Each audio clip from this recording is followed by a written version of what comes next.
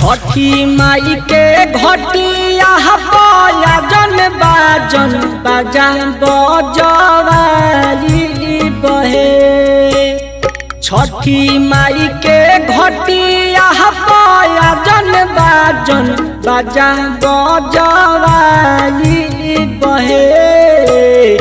बबुआ के भाड़ा उतराई तो छठी घाटे जाई बहे। बबुआ के भाड़ा उतराई तो छठी घाटे जाई बहे।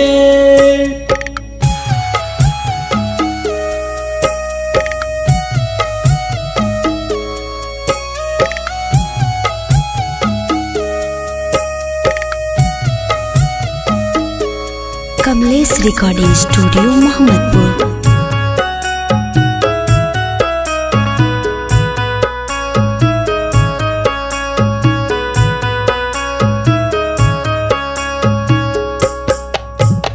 छठी माई के कृपा से भइले लालनवा शोभताटे घर दुआरा शोभेला आंगनवा।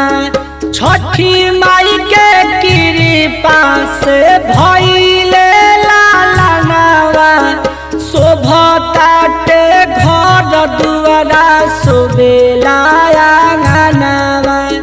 नारियल फल से हम दौरा सजाई के ले आई बहे। बबुआ के भाड़ा उतराई तो छठी घाटे जाई बहे। बबुआ के भाड़ा उतराई तो छठी घाटे जाई बहे।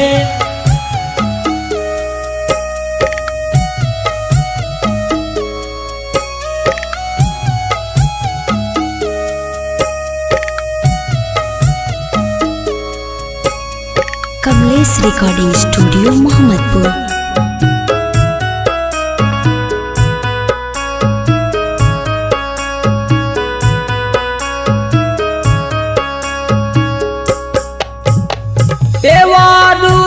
अर्जुन से हम घाट सजवाई।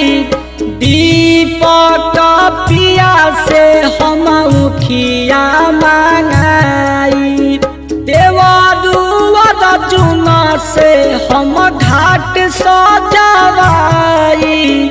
दीपक पिया से हम उखिया मांगाई। राइटर रविंदर के विदेश से हम बोलाई बहे। बबुआ के भाड़ा उतराई तो छठी घाटे जाई बहे। बबुआ के भाड़ा